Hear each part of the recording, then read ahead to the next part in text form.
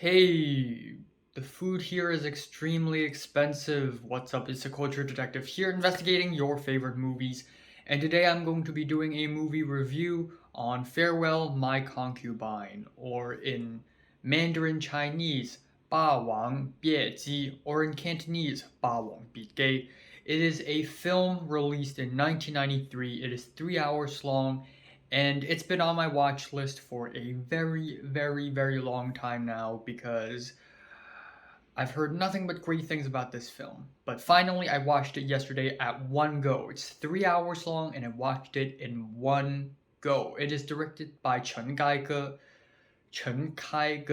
and is written by Lillian Lee, who is one of the most important writers from Hong Kong in all times, because she also wrote Rouge, Green Snake, and Dumplings, and 3 of these stories that she wrote also became prominent films in Hong Kong. And so, yeah, Farewell, My Concubine. The English title for this movie is a little bit weird because it's kind of like a spin-off of Farewell, My Lovely, but let me just put it out there. This film has nothing to do with Farewell, My Lovely or Murder, My Sweet. It has nothing with common with that. And 霸王别姬, the title of this film, actually refers to a Beijing opera title.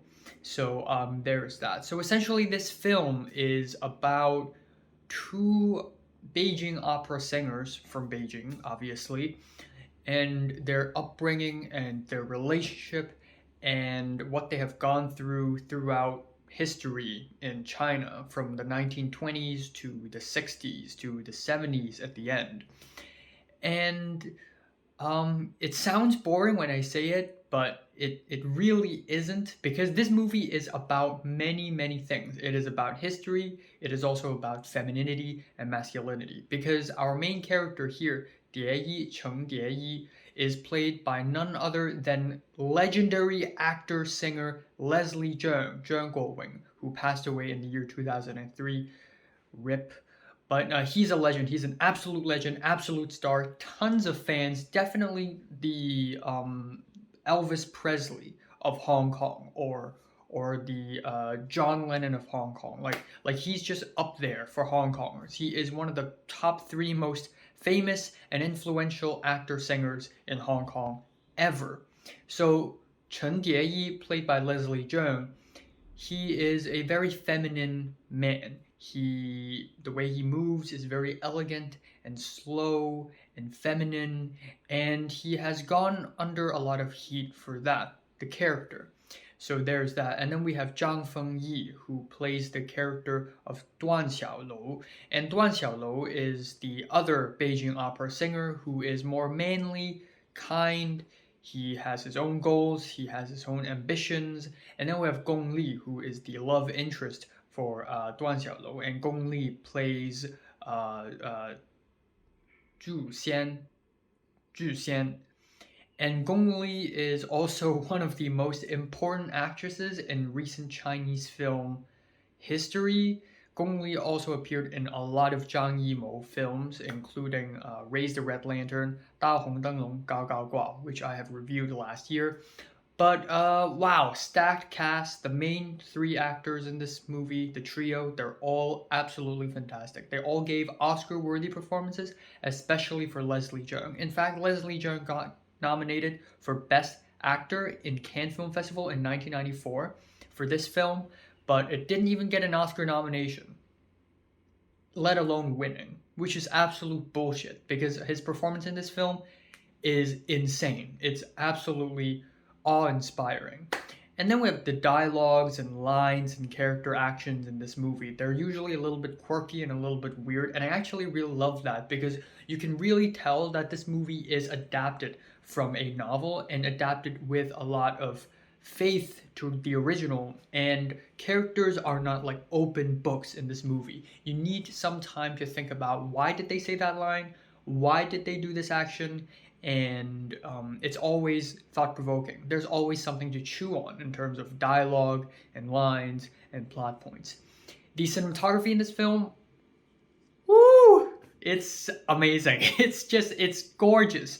There's a smoky, dusty, sandy atmosphere to every single scene in this film, and it's 3 hours long, so it's 3 hours of smokiness and dustiness. But it's gorgeous because different settings have different colors and styles, and these colors are usually glowing and also pastel at the same time, which gives off such an interesting texture. Like my eyes were just glued to the screen from front to back.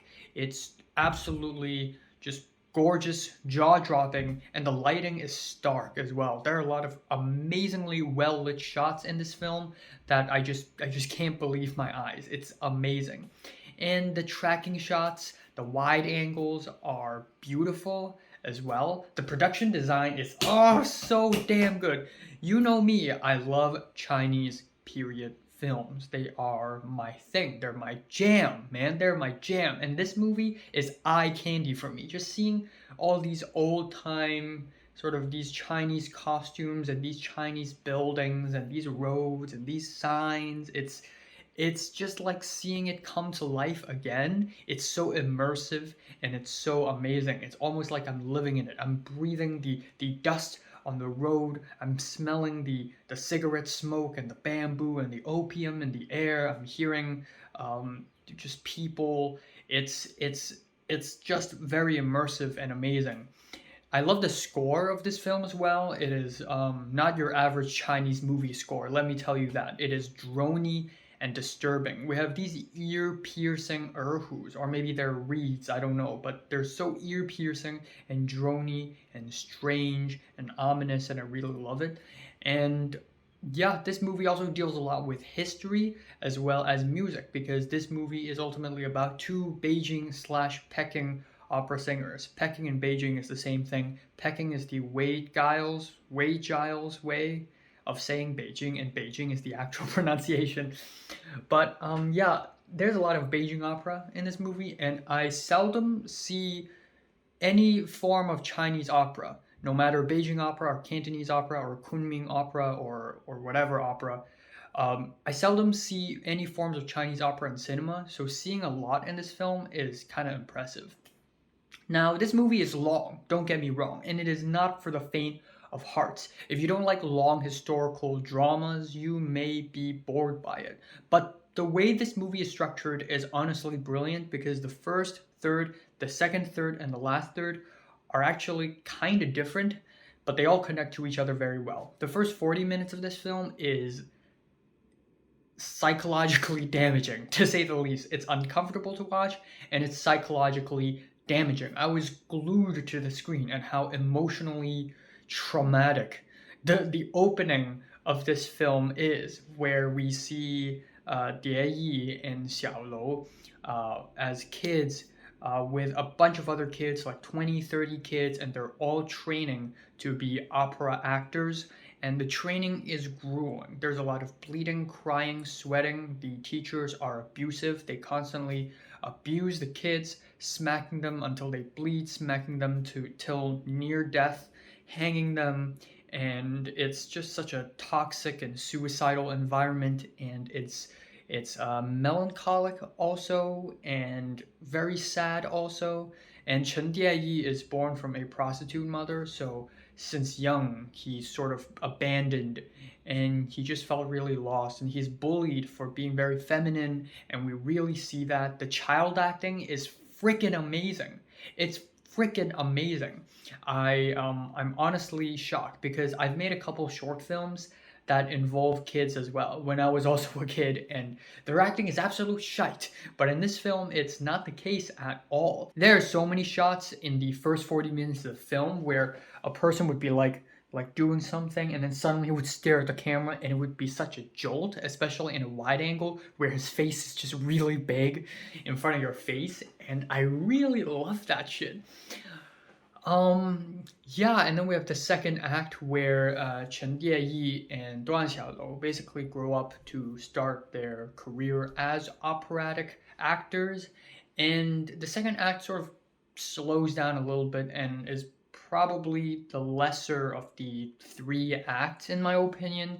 But that being said though, The second act of this film is still a spin, a quirkier and weirder and more historical spin on a classic Chinese love stories. The kind of love story you would hear all the frigging time in a Chinese story or a Chinese film or anything like that, where we have Duan Xiaolou basically falling in love with another woman, and Chen Dieyi, a man, started to become jealous.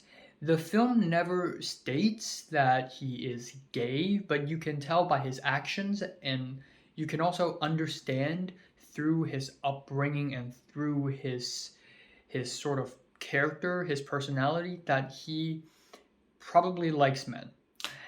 And you sort of see this dynamic taking place in a more historical way with interesting dialogues and actions, and it still unfolds really, really well. And then we have the final act of the film, the third act, where history plays a more important part. Throughout the second act, it is the 1930s and 40s up till 50s, where, of course, Chinese history had to go through a really dark time of World War II and before World War II. And during World War II, we have the Japanese invasion, and that has sort of played into the story. Not a lot, but still playing into the story. But in the third act, after the Japanese have surrendered in World War II, then we have the rise of the Communist Party, as well as the darkest, the most horrifying part of Chinese history, the Cultural Revolution. And the third act does it really, really well. It really makes me fear for these main characters. Even though these three main characters here, they're not really on good terms with each other. Again, the Dieyi is jealous, and the woman played by Gong Li, Zhu Xian, also kind of hates Dieyi. And then we have the guy in the middle, Xiaolou, not knowing what to do. And then this is all affected by the Cultural Revolution. And unlike the Song sisters, the history in this film doesn't feel like a side quest at all, but it directly affects the story and also affects the character relationships and the actions and decisions they make. It's horrifying. There are actually a couple scenes near the end of the movie regarding Cultural Revolution, regarding karma as well, regarding what I do and its consequences. It's just horrifying, and I just can't imagine what it's like living in that time period. I would just really, really fear for my life. And it's really sad because that's what my grandma had gone through. So just seeing this history just play out on the screen is it's just terrifying, really. And it may happen again in the future. And I just really hope that it never happens again, because it is one of the worst things about humanity, really.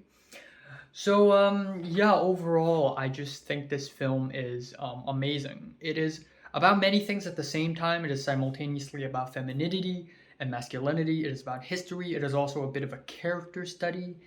And there's also a dark edge to this film. I mean, when this film came out, it is already really dark. But after what Leslie Cheung did 10 years after the release of this film, just makes this film feel more darker and feel more ominous. The same effect Leslie Cheung has on Rouge, where the story is so sad and melancholic and depressing that when you compare it with what happened in real life, there's a darker edge to it. Kind of like David Bowie's Black Star 2, if you know what happened to David Bowie after the release of Black Star shortly. It gave the album a whole new context. But yeah, this is a masterpiece. It is foreboding, beautiful, haunting, eerie, painful, and gorgeous all at the same time. And masterpieces like this are few and far between. And I'm just awed. I'm just insanely inspired by this film and shocked by how amazing it is. I'm genuinely feeling a 10 out of 10 for Farewell My Concubine, or 霸王别姬. So, have you watched Farewell My Concubine? From 1 to 10, how much did you rate it? Like it, and subscribe if you want more. Thanks for watching.